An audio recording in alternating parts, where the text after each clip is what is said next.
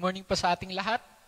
We are so blessed to have another Sunday to celebrate God's goodness and makapag-worship collectively as a church and family.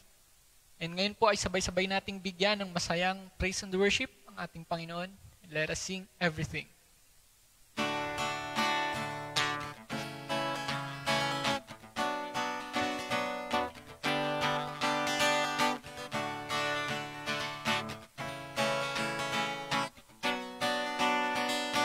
Let's sing. Everything that has breath, praise the Lord. Everything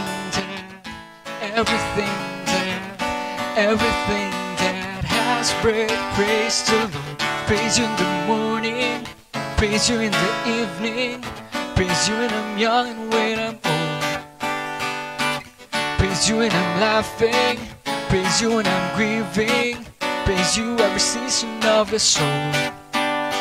If we could see how much you're worth, your power, your might, your endless love, then surely we would never cease to pray.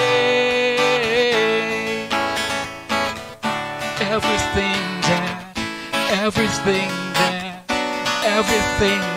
has breath, praise the Lord. Everything that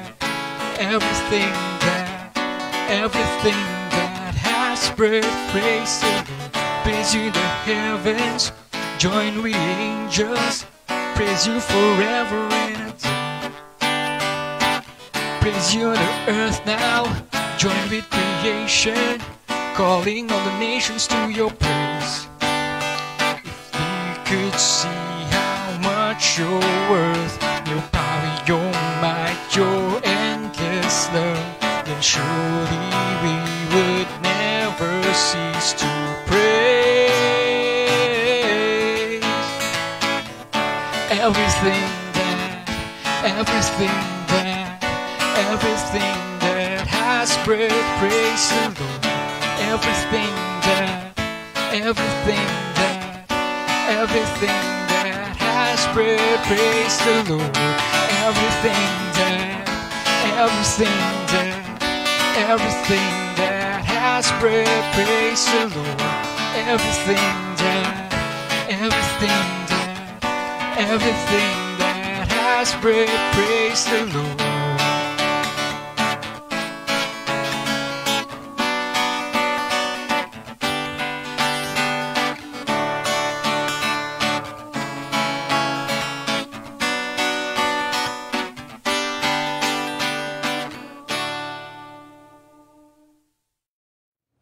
And as we continue to sing, may we all be reminded of one of God's promises, that we can have stillness and rest in Him. And sabi din po sa Psalm 46 verse 10, "Be still and know that I am God. I will be exalted among the nations. I will be exalted in the earth."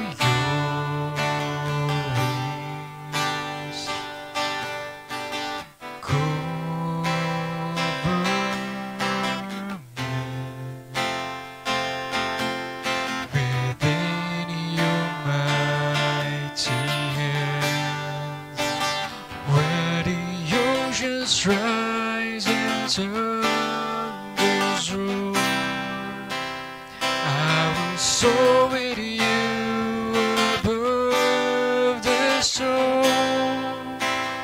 Father, you are King over the flood.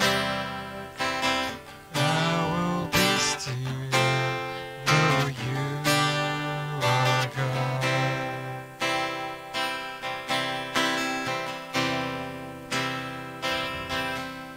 Find rest now.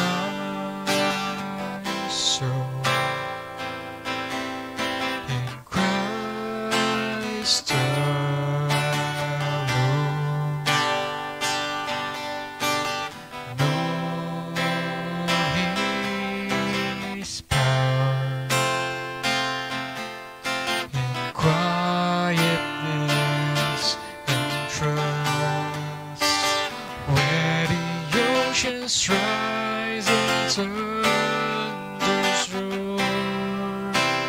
I will soar with you above the storm. Father, you are king over the flood. I will be still, know you are God. Oceans rise and thunders roar. I will soar with you above the storm. Father, you are king over the flood. I will be still, know you are God. I will be still, know you are God. I will be still, know you are God.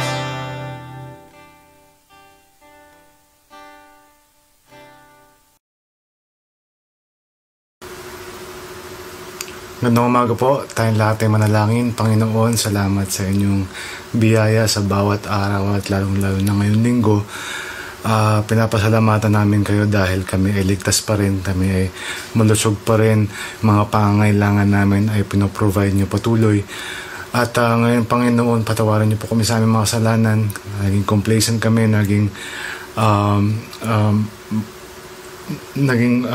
nagtiwala kami sa ibang mga bagay at hindi sa inyo.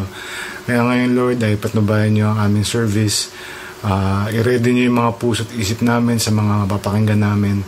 I pray, Lord, na mapupurihan namin kayo, Lord, through our singing, through our prayer, through hearing of your word, and even, Lord, sa fellowship namin as we comment sa amin din pagbibigay, Panginoon. Salamat, Panginoon, for this opportunity that we can continue to worship you, we can continue to glorify you, we continue to fellowship with one another online. And all this we ask in Jesus' name. Amen. Amen.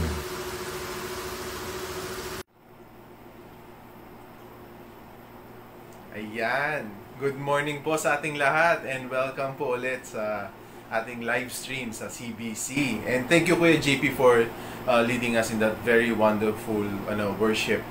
Isang linggo na naman po ang tinawid tayo ng Panginoon. Napakabuti nga ng ating Panginoon, di ba? At marami tayong reasons to celebrate again this Sunday despite the fact na nasa mga kanya-kanya po tayong bahay. Pero nonetheless, thank you po. Thank you so much for welcoming CBC inside your home, wherever you are right now. Whether you're at home in the morning, evening, afternoon, nasa sasakyan, yan. Welcome po sa ating lahat dito sa CBC live stream. If this is your first time to attend this service, we welcome you and we're very happy that you're here with us now. At sana po ay hindi ito yung huli natin pagsasama. And we pray that you will be with us every Sunday and even Wednesdays. Yan po. We have online Sunday service 10 a.m. Yan, nakita nyo naman, di ba? 10 a.m. tayo nag-start today, and it's every Sunday po meron tayong ganang service, and every Wednesday meron din tayong prayer meeting. That's 8 p.m. naman po. So kung later after the service, mabitin kayo sa ating worship, mabitin kayo sa ating message, gusto nyo pa, you're hungry for more word, we have Wednesdays. Ayan po.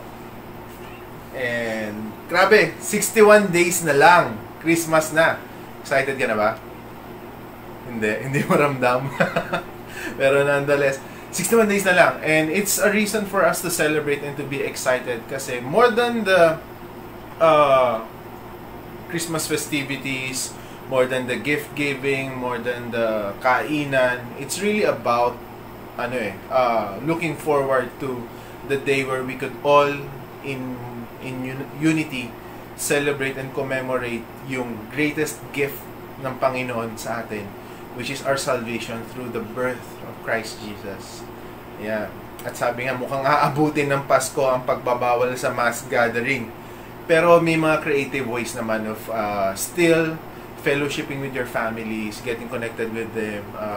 Nandyan ang Zoom, nandyan ang Hangouts, nandyan ang FB. Ayan po. So, maraming paraan pa rin for us to be able to celebrate and still be able to comply with yung mga requirements at saka yung mga precautionary requirements, di ba? Para din naman sa ating safety. Ayan po. Again, wini-welcome po namin kayong lahat. Dahil tayo ay isang pamilya, yan, babatiin po natin ang mga may birthday this coming week. Yan, ang mga may birthday po natin ngayon is sa 26 si Kuya Richard Olalia. Happy birthday, Kuya Richard. At sa 30 naman, si Bea de Guzman, ating very own in-house Catriona Gray. At sa 31, si Andrea Abejeron. Happy birthday po sa inyo lahat. At may anniversary naman. Ang anniversary po sa 29 ni na Kuya Arya at ni Ate Faye. At tayo kami pala yun. Ayan po, anniversary namin pala. Buti na lang may announcement kasi hindi ko makakalimutan. Ayan, kung birthday nyo po or anniversary nyo this coming week at hindi namin kayo nabate, sorry. Pero we want to make sure na mababati namin kayo next time. So, I would request na siguro po i-comment nyo sa ating comment box na yung kailan po yung birthday nyo at yung anniversary para next time mabati namin kayo. Ayan, para maisama kayo. At, syempre, kung wala pa kayong cell group, I would encourage you na makipag-ugnayan po kayo sa amin. Get connected with us para siguradong may cell group po na para sa inyo. At siguradong meron pong cell group na para sa inyo. It's really important for us to have fellowship. Fellowship is one of the foundational factors of growing as a Christian. Sabi nga, di ba, no man is an island. And sabi din sa Bible, do not give up in meeting one another.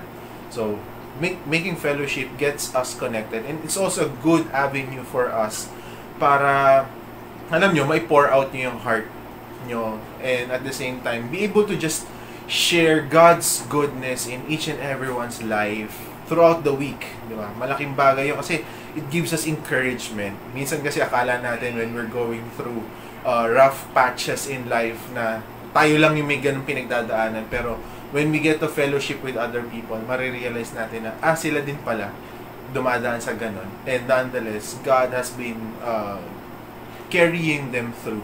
And that can serve as encouragement para sa atin. At kung gusto niyo pong makinig ng makabuluhang usapan tungkol sa pagiging isang Kristiyanong professional, makinig kayo sa Trek Talk. Ayan. Makikita po ito sa podcast sa Spotify. So if you have a Spotify account, pwede naman kayo gumawa, libre lang naman ng Spotify account. So you can create a Spotify account and listen to Trek Talk. Search niyo lang po, Trek Talk. That's TREK TALK. Yan, Trek Talk. At ang Sunday School naman ay merong alternating service every Sunday 3 p.m. Merong for primary, tapos meron din naman pong for juniors. Yan. So every 3 p.m. Sunday yan. I-comment nyo lang din po kung hindi pa nakaka-attend ng Sunday School yung anak nyo. Comment nyo lang din sa ating comment box yung SS. Yan. Para our Sunday School teachers can get in touch with you at mabigyan kayo ng invitation link for them to be able to join yung online fellowship ng mga bata. Malaking bagay dito for the kids kasi it gives them activities and at the same time, as early as now, as young as they are, maganda pong ma-develop natin sa kanila yung being grounded in the Word and also learn more Sunday School songs kasi malaking bagay yun eh. I grew up in Sunday School, so as I'm older, nakadikit pa rin sa utak ko yung mga songs na yun eh. Nakadikit pa rin sa utak ko yung mga memory verses na yun. And those things have helped me through life in rough patches in life as well. Ayan po. So may berry ko yun. Yeah. And last Friday, nagkaroon ng Spin Hangouts. Bulol pa ako. Spin Hangouts. Kung na-miss nyo to, Spin is for teenagers. 13 and above. I think pinapasali na rin nila mga 12, I guess. So, 13 and above, if you are a spinner, every 4th Sunday of the month, kung na-miss out nyo yung last Friday, okay, magalala, may May November. So, sa November 4th Friday, take note nyo na, hanapin nyo yung pang-apat na Friday, that's Spin Hangouts. So, yan. Message nyo lang din si, either si Kuya AJ or si Ate Fayola para masama kayo dun din sa invites for that. Yeah. And before we proceed, I would want to just share a verse from Malachi 3:10. Ayan po. Sabi sa Malachi 3:10, "Bring the whole tithe into the storehouse, that there may be food in my house.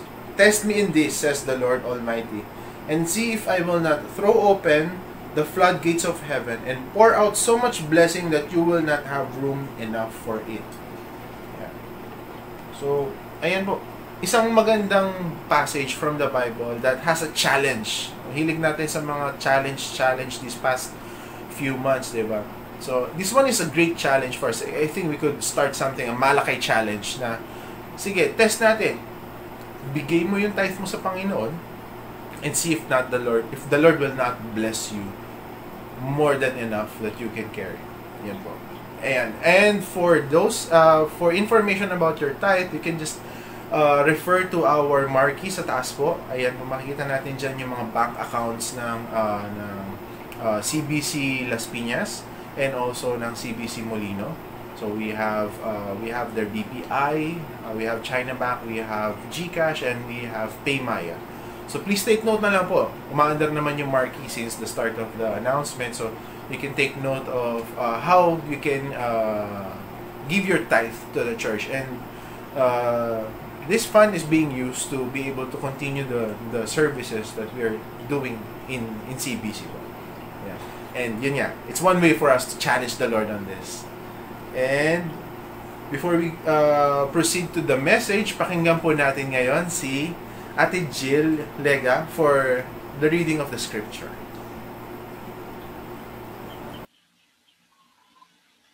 Good morning. A reading from the book of Philippians, chapter 3, verses 12 to 16. Straining toward the goal. 12. Not that I have already obtained this or am already perfect, but I press on to make it my own, because Christ Jesus has made me his own.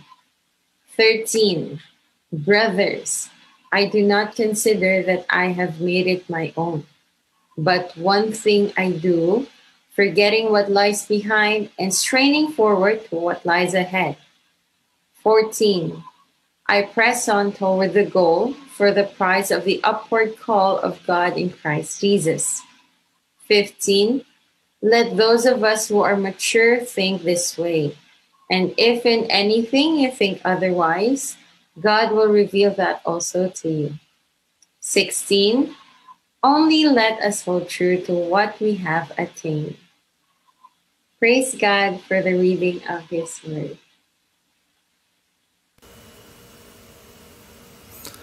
Magandang umaga sa ating lahat. Today is the last Sunday of October.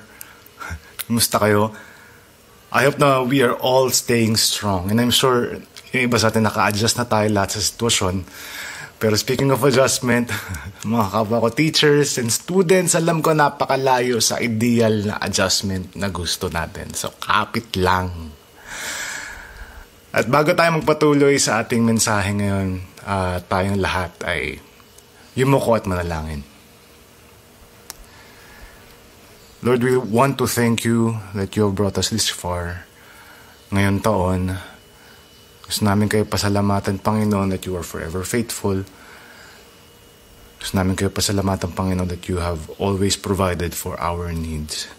At ngayon, Panginoon, patawarin niyo kami sa aming mga kasalanan. Patawarin niyo kami sa aming mga pagdududa sa inyo, sa aming complacency din. And we pray, Panginoon, na kami gabayan niyo sa aming pag-aaral ngayon. Buksan niyo ang aming puso at isip, naway maging receptive kami sa inyong salita. And we pray, Panginoon, na gamitin niyo po ako bilang inyong tagapagsalita ngayong umaga. Alisin niyo po lahat na nakakagambala sa aming puso at isip para kami makapag-focus sa inyo ngayong umaga. Salamat, Panginoon, sa pangalan ni Jesus. Amen at Amen. Our message for today is entitled, Finishing It Well. with all the things that has happened this year at sa ilang buwan na darating matatapos ng 2020, ano kaya naghihintay sa atin sa susunod na taon? Alam niyo, napakadaming meme about finishing the year and even for 2021. So, imbis na gumawa ako ng message, naghahanap ako ng memes. Ito yung unang meme. 2021 be like, so, we all are living in a bubble. Fashion, ano kayong fashion for next year? Dahil tayo ay lagi naka-face shield, naka-face mask, baka next year buong katawan natin ay kailangan ng naka-cover. Ito, laging like ko ito nakikita. Before I agree to 2021, I need to see some terms and conditions. Alam niyo yung fine print. Alam ko na mangyayari next year. Kung tingin natin ang 2020 ay malaking tidal wave, sabi sa meme na to, baka mas malaking wave ang 2021. So again, these are memes. Hindi memes, memes. Netizens naghahanap lang ng paraan to laugh. But these things ay hindi excuse for us to think of how we can think to finish strong kahit this is the worst year in our lifetime. How do we finish strong? How do we finish well? Meron bang konsepto ng success in the Christian life and our walk with God? And how do we go through our life para sigurado tayo that we finish strong? So sa ating passage ngayong umaga, Paul gave us two very important things na kanyang ginawa for him to finish well. Of course, all by the grace of God. And Paul speaks always in the context of an athlete. Laging may physical aspect in his analogies about the Christian life. At lagi niya kinukumpara ang buhay Kristiyano sa isang karera or sa isang race. And so, how is your race? How is your spiritual race? Natatalo na ba? O pahinga ka ngayon? Almost there? Or hindi ka pa rin nagsisimula? So today we will focus on Philippians 3:13 and verse 14, kung saan may dalawang punto lamang na sinabi si Paul. Philippians chapter 3 verse 13 says, "Brothers, I do not consider that I have made it on my own. But one thing I do, forgetting what lies behind and straining forward to what lies ahead." So number one, forget the past. That is in Philippians 3:13. Sa Philippians chapter 3, si Pablo ang sinasabi sa mga taga Filipo, dapat may goal kayo sa buhay dahil, sabi niya, siya dati may ibang goal. May ibang gustong endpoint sa buhay bilang isang napakatalino at respetadong tao sa komunidad nila. He already has that reputation, that strength, the power. Pero sabi niya in verse 7 that all of it was lost for the sake of Christ. Loss? Paano magiging loss yun? Nasa tugatog sa tagumpay. Paano magiging loss yun? Nasa kanya yung kapangyarihan. Nasa kanya yung talino. And so sabi niya sa verse 8, it is all loss compared to knowing Christ Jesus, my Lord. And Paul was telling them, yung kanyang past is nothing. My past accomplishments are nothing. Lalong-lalo na yung past sins niya nung nagpa-persecute pa siya ng Christians. It is nothing, it is lost. Kaya in verse 13, sabi ni Paul, forgetting what lies behind. And when Paul said the word forgetting, hindi naman ibig sabihin na complete na parang hindi talaga siya nangyari and move on. Hindi naman posible yun because our past will always be a part of us. Kaya nung sinabi ni Paul na forget the past, that just means allow that past memory to exist, but instead refocus on what matters most, facing the present and the future. Kaya ito po ang principle natin. Finishing well is refocusing your life. Your past will always be a part of you. Hindi na natin mabuburayan. Kahit anong gawin natin to forget the past, the best thing to do is to fill our minds with new things. Yung mga nangyari dati, nangyari na yun. And in fact, our past shaped who we are today. This year shaped who we are today as individuals and as a church. This year shaped how we think today. Dahil sa past natin, dahil sa year na to, ganito tayo sa kalagayan natin ngayon. And in the past, we might have longed for something na hinahanap natin sa ibang bagay. Pero sa iba sa atin na naging Christians, natagpuan natin na lahat pala ng hinahanap natin ay naka Jesus lamang. Nagtiwala tayo kay Jesus. At nandito tayo ngayon. That includes our safety. We proved so many times this year that the Lord is our healer, our defender. So we are all shaped by our past. Pero sabi ni Paul na siya, he is forgetting what lies behind and trying to fill his mind with things that drive his life forward. What are the things that we should leave behind? Una-una dyan, syempre, is sin. Leaving behind our sins includes sins na alam ng mga tao na ginawa natin. Pati yung mga sin na hindi alam ng mga tao na ginawa natin. The Bible says that we should repent. And sinabi mismo ni Jesus na yun ang kanyang layunin sa Luke chapter 5 verse 32. I have not come to call the righteous, but sinners to repentance. And bilang Kristiyano, lagi dapat tayo may repentative spirit. Bakit? Kasi everyday we sin. Dahil everyday din naman natin nakakalimutan na tayo dapat ang nagbayad sa kasalanan natin. At hindi si Kristo. Pero we need to remember na bilang Kristiyano ay dapat hindi na tayo gaya ng dati. Kundi isang panibagong tao na kinalimutan na ang nakaraan. Sabi sa Philippians 4 verse 8, finally, brothers, whatever is true, whatever is honorable, whatever is just, whatever is pure, whatever is lovely, whatever is commendable, if there is any excellence, if there is anything worthy of praise, think about these things. So it is a constant and deliberate action to fill our hearts and minds with new things. So meron ba tayong past sin na patuloy na nagbabother sa atin? And through the blood of Jesus, we are forgiven. And we can move forward. Pangalawa, shame. Malamang nung sinabi ni Paul ito sa Philippians, gusto niya talagang kalimutan completely na siya pumatay sa napakadaming Kristiyano. Pero dahil sa calling niya galing sa Diyos, hindi niya hinayaan na yung past sins niya ay makahinder sa pagkakakilala niya sa Panginoon at sa pag-fulfill niya ng goal niya dito sa mundo. Kung isipin natin yung mga kasalanan natin, nakakaya sa Panginoon. Nakakaya yung mga kalokohan ko dati. Nakakaya yung mga sinabi ko dati. Nakakaya yung asal ko online. Nakakaya ako. Wala akong mukhang ihaharap. Nahihiya ako, ayoko mag-cell group muna.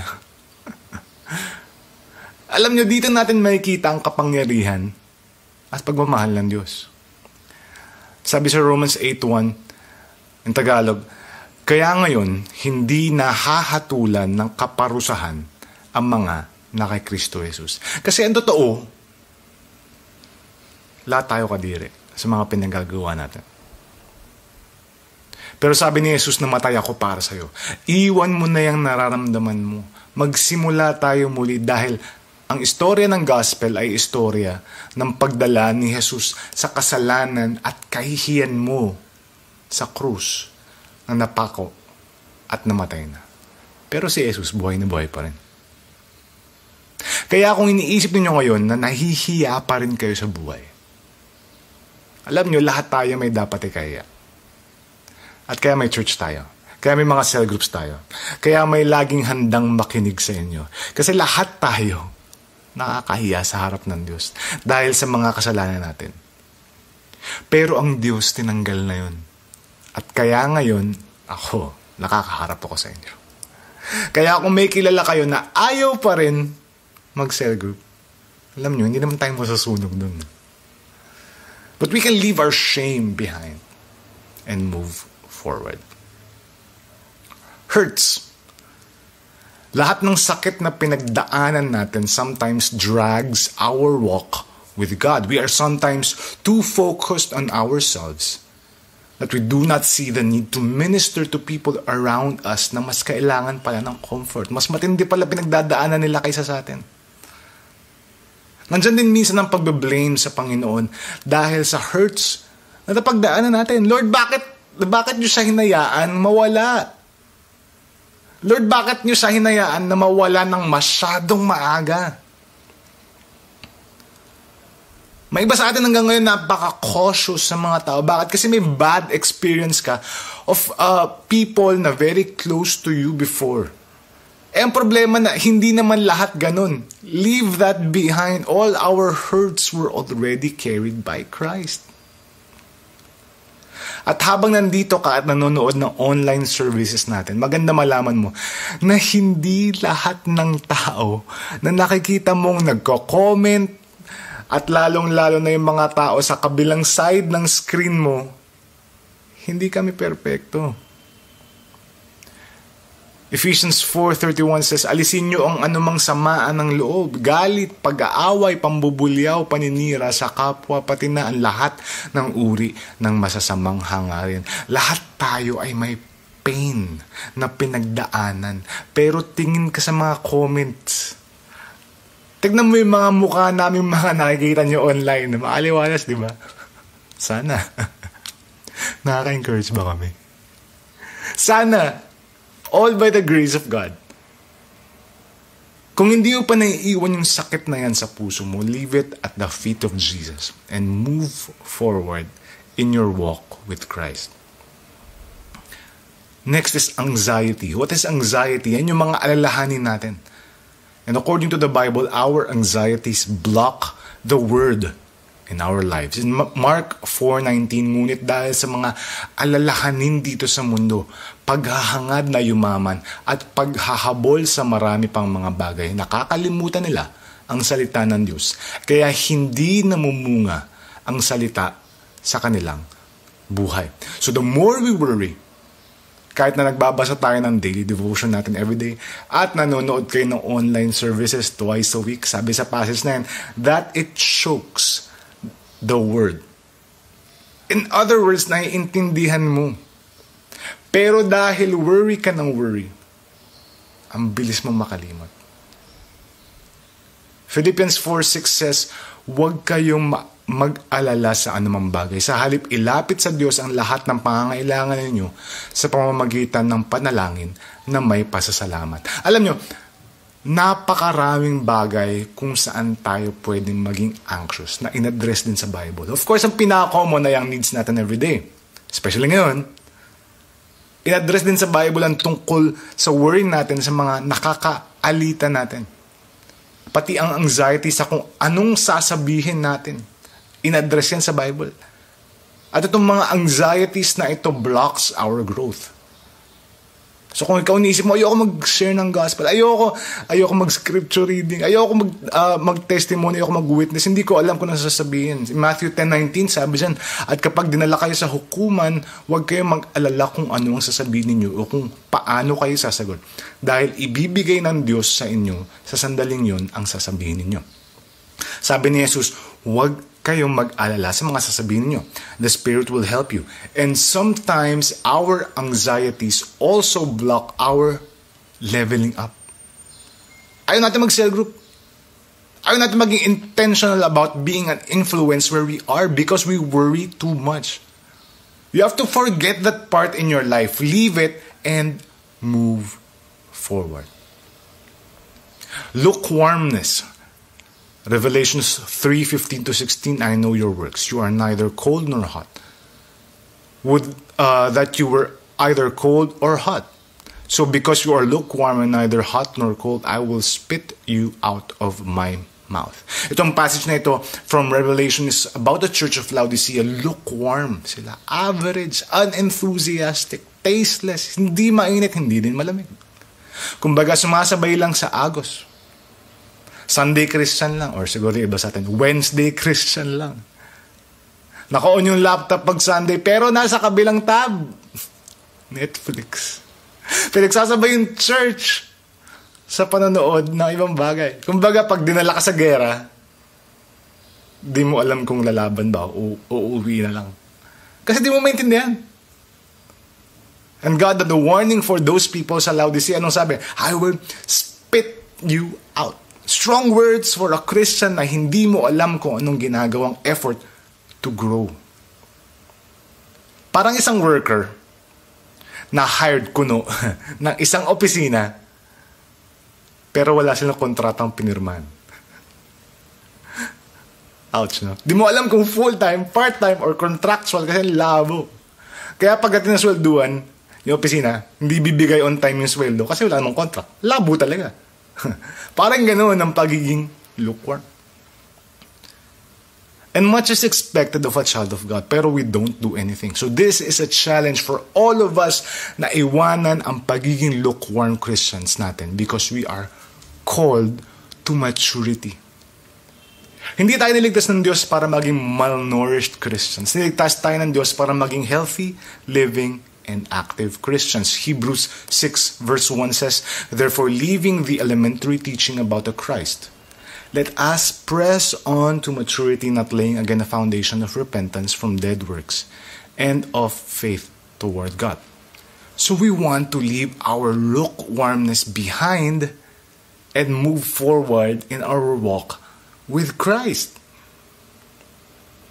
Next, success. And si Paul had this. He was smart. He was well-known. Pero sabi niya that it was lost compared to knowing Christ. Hindi lahat ng kumikina kay ginto. Hindi ibig sabihin na nalo ka dati, okay na ang buhay mo. Hindi ibig sabihin na mayaman ka, okay ka na. Walang kahulugan ng buhay kung hindi ito ipinapamuhay para kay Kristo. And this can sometimes weigh down our walk with God. And Paul knew this. Marami tayong kilalang ganito. Gary V knows this. Siguro si Pacquiao knows this. Marami tayong kilalang ganyan. Dahil maraming beses we rely on what we can do and who we are rather than who God is and what He can do. Success is nothing. In the Bible, God blessed the Israelites. Natin yan. Akala nila, okay na yan. Akala nila, diba, okay na yan. What happened? Yumabang sila. At pinabagsak sila ng Diyos. They gave them over, God gave them over to other kingdoms, allowed them to become slaves and prisoners. And so, success is nothing. Because success is not ours. Sa totoo lang, napakasarap manalo. Napakasarap maging successful. Pero lahat yun ay empty. Without purpose. Lahat yun ay empty. Without Christ. At kung empty yun, ano doon ang pinanghahawakan mo? Wala. So success is part of the things that weigh us down in our walk. And therefore, we should leave it behind. Alam niyo, our past is part of who we are, but we are not meant to look back. Last week, bisita kami sa bagong lugar nila, Pastor Frank, sa Pilar. Siguro iba sa'yo nakabisita rin. At nag-drive ako ulit after 7 months. Kung nagmamaneho kayo, alam niyo na malaking percentage ng driving is confidence. Kahit nag-driving school kayo, kung hindi kayo confident, wala rin. So, nung time na nag-drive ako, wala akong confidence. Pero ito nasa isip ko, segue lang. Ano nga ba ang reason kung bakit napakaliit ng rear view at side view mirrors ng mga sasakyan at motor? Kasi mas malaki yung front, yung windshield. At kung magdadrive ka na nakatingin sa rear view mirror, ano mangyayari? Bubunggo ka. Hindi tayo meant to look backward, but we are always meant to look ahead. Ano ang nangyayari sa asawa ni Lot? Lumingon siya, naging asin. Gusto mo ba maging asin? We are not meant to look back. Again, our past is part of who we are. Parang, dalawang tao yan. Na parehong may mapait na nakaraan. Marahil may past relationships na akala nila, yun na. Pero parehong nasira. At itong dalawang taong ito ay nagkasama. At nung nagsimula sila ng relationship nila, nagkasundo sila, nakakalimutan na nila ang mga nakaraan nila at magsisimula ng panibagong kasama ang isa't isa. Parang ganoon din sabi ni Warren Wiersbe, the unsaved person is unsaved person is controlled by the past, but the Christian running the race looks toward the future. Kaya po sa church natin, we help transform people na laging tumitingin sa past nila. Laging tumitingin sa mga death words na sinabi ng mga magulang nila o ibang tao sa kanila. Laging binabalikan yung pangbubuli sa kanila na naka-affect sa kanila. Laging binabalikan yung past broken relationships nila. Yung mga kasalanan nila. And in our cell groups, we address that. Sometimes hindi nga sa cell groups, may mga mag-chat minsan, and then we talk about that. Helping people move forward in their walk with Christ. Kaya ang isang Kristiyano ay laging forward-driven. Bakit? We look forward to heaven. We look forward to meeting God. We look forward to our home. Kaya si Paul continued, verse 13, sabi niya, straining forward to what lies ahead. So our second point, struggle forward. So sabi ni Paul, forget the past behind and straining forward to what lies ahead. Yung ibig sabihin ng straining forward ay to exert oneself to the uttermost, to stretch out.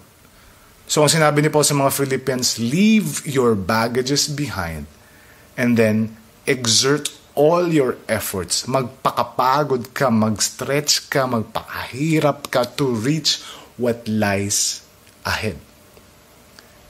Sa pag-iisip ni Paul, hindi na niya babalikan yung nakaraan niya. Pero nandun pa rin naman yun. That is part of who he is. Pero i-refocus niya. He said that he is moving forward to his goal. At kahit wala na yung baggages ng kanyang nakaraan, sabi niya that he exerted all his effort. He is straining forward. May mga times na nasaktan siya. May mga times na inisip na ulit niyang mag-give up. May mga times na inisip niya na sana hindi na siya nabuhay just to reach his goal. May mga times na inisip niya na para siyang cursed dahil sa pag-reach siya ng goal na yun. Pero kasama yun sa pagiging strained for Christ. Nandiyan na yung finish line. Lord, help us to stretch. And minsan nagkaka-cramps tayo. That's part of it, ayon kay Paul. Ano ba yung goal? Ano ba yung goal ni Paul? In verse 14, he said, I press on toward the goal for the prize of the upward call of God in Christ Jesus. His goal is a reward in heaven. That is his upward call. Na magkaroon siya ng reward at masabi sa kanya ng Diyos, well done, my good and faithful servant. Pero according to him, para ma-achieve niya yon with the help of God, madaming kahirapan ang pagdadaanan, madaming struggle, madaming pagsusuko, madaming dugo at pawis. Dahil ang Christian life will always be a struggle. Kaya ang principle is this: struggling is part of finishing well. Lahat tayo dito bago makagraduate, dumaan muna sa hirap. Marami sa atin bago sumweldo, petsa de peligro. At sa totoo lang, walang ginhawa sa kabilang dulo. Lahat tayo bago makalagpas ng 2020, sobrang anxiety, paghihirap, uncertainty ang pinagdaanan. Yan ang struggle natin this year. Ako bilang teacher, sobrang struggle itong online teaching. Pakinggan yung episode 3 ng Trek Talk. Bilang isang student din, pinagsasabay ko yung dalawa. Student din po ako. Meron akong class ng Friday. At minsan, nakatunga na lang ako. Either sa sobrang pagod o dahil hindi ko na maintindihan yung mga bagay-bagay. And that's my strain. And we get injured sometimes. Pero si Paul knew that. At yan ay part ng ating walk with God. So what are our struggles toward our goal? Number 1 is our past. Kaya Paul said to forget what lies behind. Dahil ito ang magiging reason natin for not growing more in Christ. Ayaw mo mag-serve sa Diyos kasi nakakaya. Ayaw mo mag-serve sa Diyos kasi hindi convenient. Siguro. Ayaw mo mag-scripture reading or mag-pray kasi hindi ka marunong. Hindi ka nag-aral. Ayaw mo mag-share ng gospel dahil na-reject ka dati. Ayaw mo magpa-mentor dahil ayaw ayaw mong iwanan ulit, siguro busy ka ngayon, or ayaw mong maranasan yung mga naranasan mo dati. Parang wala kang tiwala sa mga tao sa paligid mo. Lagi mong iniisip na hindi ka pwede sa church when in fact lahat tayo ay ginawa lamang worthy by the blood of Christ. So sometimes we struggle towards our goal to grow more in Christ because we dwell too much in our past.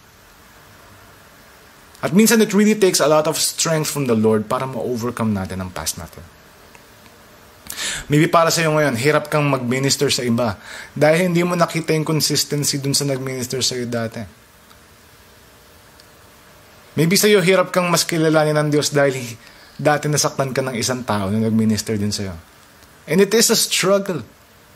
Pero this is also one struggle ni Paul. Kaya sabi niya sa chapter 4 verse 2, kaya kong harapin ang kahit anong kalagayan sa pamamagitan ng tulong ni Kristo na nagpapatatag sa akin. Next is laziness. This is common for a lot of us, lalo na't bedweather ngayon, the past few days. Nakakatamad bumangon, nakakatamad gumising ng maaga, nakakatamad mag-devotion. Pwede ba maging comfortable na lang sa kama ko? Yan. Hintayin ng luto, tapos lunch na, tapos okay na ako. Pwede naman. Pero alam nyo, kulang na kulang ang buhay kapag tamad tayo. Sabi ni Paul straightforward, not sit down and wait for your purpose to happen. Nakakatamad mag-join ng cell group. Online lang ay. Nakapag-fellowship ka naman. Kung namimiss mong church, alam mo, kaming everyday namin iniisip ang church, mas miss ka namin. Alam mo, pwede kang mag-journey alone. O kaya, pwede kang mag-compare notes with other Christians kahit remotely. Dahil lahat tayo may kanya-kanyang journey towards our purpose. Sa Book of Proverbs, napakaraming passages referring to lazy people. Proverbs 10 verse 4-5, nagpapahirap ang katamaran, ngunit ang kasipagan ay nagpapayaman. Ang nag-iimbak ng pagkain kapag anihan ay anak ng marunong, ngunit ang anak na laging tulog kapag anihan ay kahiya-hiya. Proverbs 22 verse 13, ang taong tamad ay laging may dahilan. Sinasabi niya baka siya ay lapain ng leon sa daan. Proverbs 26:14, gaya ng pintuang pumipihit sa bisagra ang batugan na papihit-pihit sa kanyang kama. Yes, struggle maging tamad. Lalo na ngayon, yung iba sa atin napaka-busy. May times na gusto natin maging tamad, no? At marami sa atin ngayon overwork, but we need to ask strength from the Lord to overcome laziness. Especially when it comes to our spiritual life, especially in our Bible reading and our quiet time. Burning out. One very common struggle for people in the ministry is burning out. At gusto kong sabihin sa inyo, sana po minsan na-encourage din kami. Lalo na yung mga nagsistream every Monday and Wednesday. Alam niyo, madami din kaming ginagawa, hindi lang ito. Iniisip namin ang family namin. Personally, I think of work and school. Yung mga tao mini-mentor ko, mga program sa church, yung ipipreach, no, every Sunday. Sa pagiging burnt out, sobrang hirap mag-encourage ng iba dahil minsan kami mismo discouraged. Maybe not only to those who minister, pero minsan ang dami nga naman talagang ginagawa. Tapos, iisipin ko pa kung may atin sa cell group ko, ganun.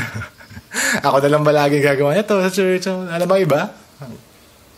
Remember, it is part of straining forward and stretching. Burning out is sometimes just spiritual fatigue. Overwork, overexposed. Ang isang atleta pag overwork usually na-injure, nagkakasprain. At minsan hindi pinapalaro ng ilang games to rest. And maybe you need to rest.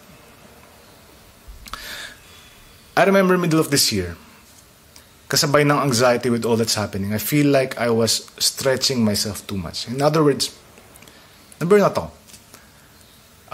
There was a time na nag-out ako sa ibang ministry sa church. Nag-beg off ako sa ibang responsibilities to make way for new responsibilities, especially being a teacher.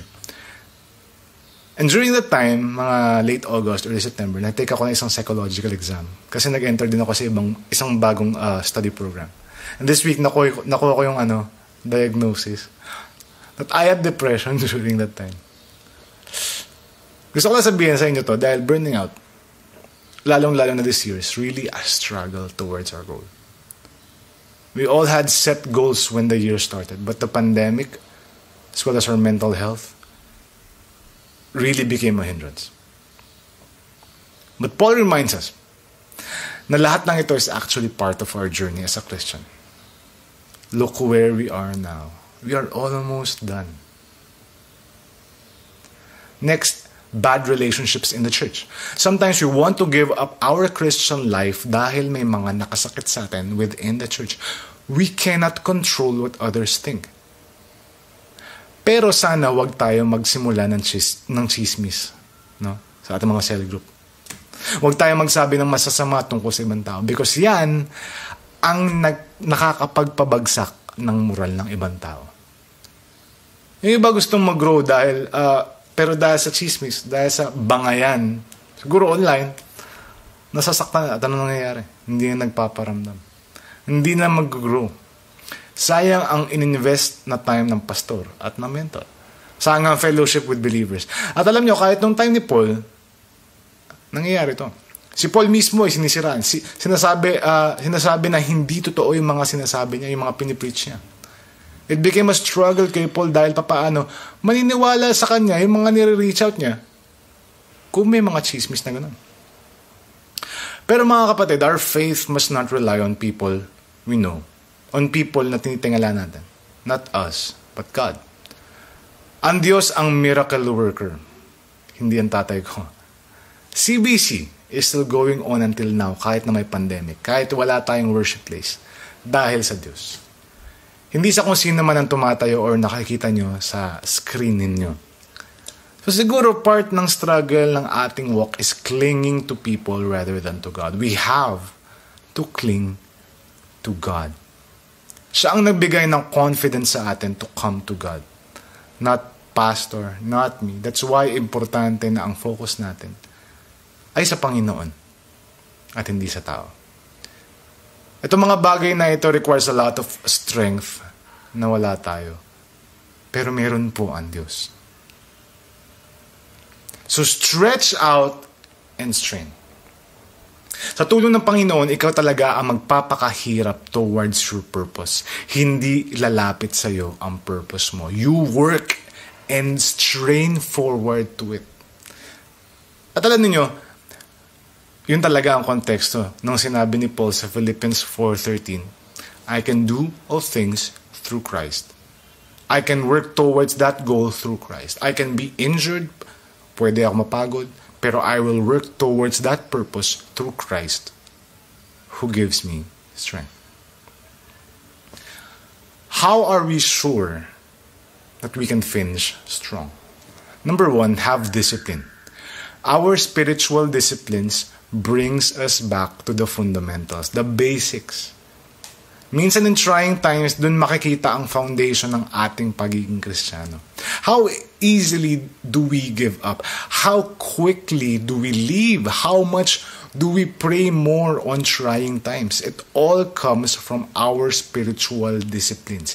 Hindi tayo makakatakbo sa isang karera nang walang sustansya. Ano mangyayari sa'yo? Pulikat.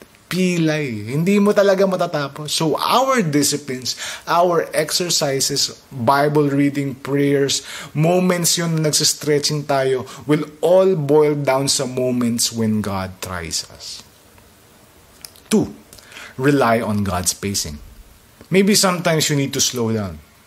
Maybe sometimes you need to take a break. Maybe sometimes you need to go kasi ang init mo, you strike while the iron is hot. So we need to rely on God's leading. Kasi if we go all out ng 42K sa isang marathon nang walang training, mamamatay ka. There are times that you need to go fast. Last push. There are times you need to know the pace kasi layo pa ng finish line. You need endurance in the Christian life. So we need to know our pacing from God. At yun ang ibig sabihin ni Paul when he said, he can do all things. We usually take it out of context na we can do anything. But no, we can endure the Christian life like Paul through Christ who strengthens us. So let me ask you, how is our walk with Christ? Nasang stage ka na? Nakaka-move on ka na ba? Or are you still weighed down by your past? If you want to let it go, that's the first step. After that is the constant struggle of living the Christian life through the help of Christ, our strength. Remember, your goal is to grow in Christ. Lalong-lalo na while we are still here on earth. And as a church, I hope and pray that all of us will struggle together, especially ngayon, as we walk closer to Christ. God bless po sa ating lahat. At ngayon ay dadako na po tayo sa ating closing prayer and our last song. Tayo po ay manalangin. Panginoon, sa oras na ito ay salamat sa salitang ibinahagi sa amin ni Kuya AJ at salamat sa kanyang ginamit po salitang ito at pagpalain namin ang mga naging aral at natutunan namin. Lord, na napakahalagang ito ay kami matutunan. Katagpuan mo at katagpuin mo kami sa bawat isang salitang nagbabahagi para sa amin. Lord, salamat sa mga bagay na sa pagsunod ng aming itinuturo mo sa amin sa tamang nilalakaran. Lord, sa oras ito ay nilalapit namin ng mga taong nasa pandemic na sa oras ito ay ikaw pa rin ang lahat ng kumikilos sa ito. Lord, salamat din na ingatan mo ang mga taong frontliners, doctors, mga nangangailangan pa ng tulong sa mga hospital, sa lahat ng paligid namin. Lord, alam namin, Lord, na ikaw ang mangunguna, magiging sentro ng lahat, at ikaw rin ang gumabay sa kanila.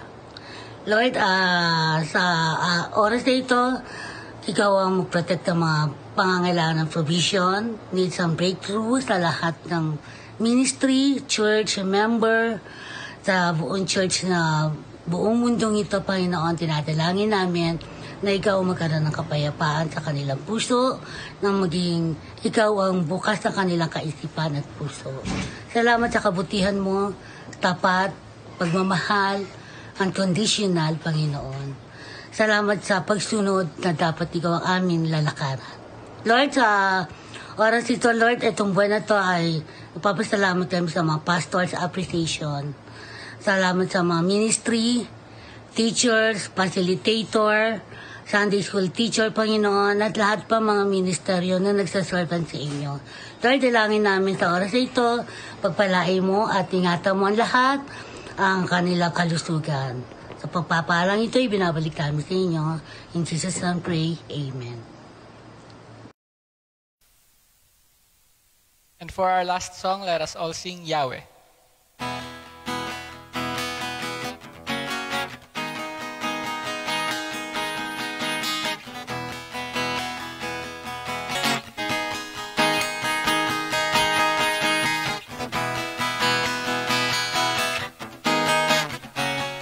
We look.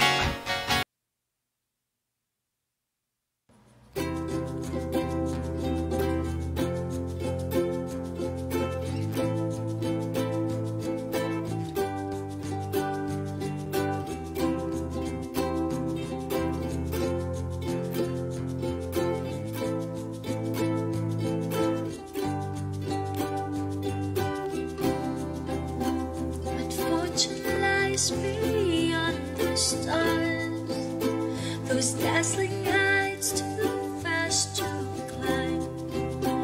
I got so high to fall so far, but I found heaven as lungs went low. My heart beating, my soul breathing, I found my life when I laid it down. Upward calling, spirit soaring, I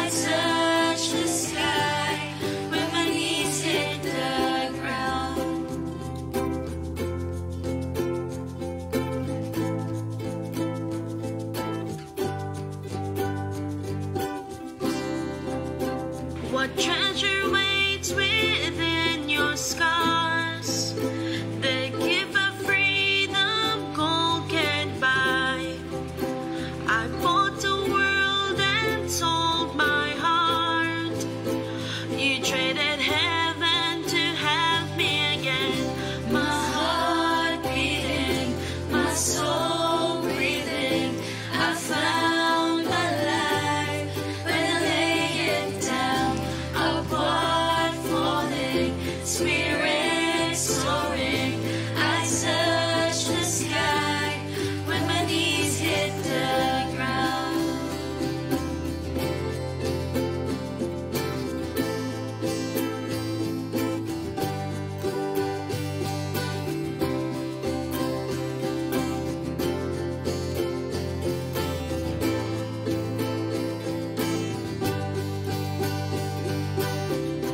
Find me here at your feet again. Everything I am, reaching out, I surrender. Come sweep me up in your love again, and my soul will dance.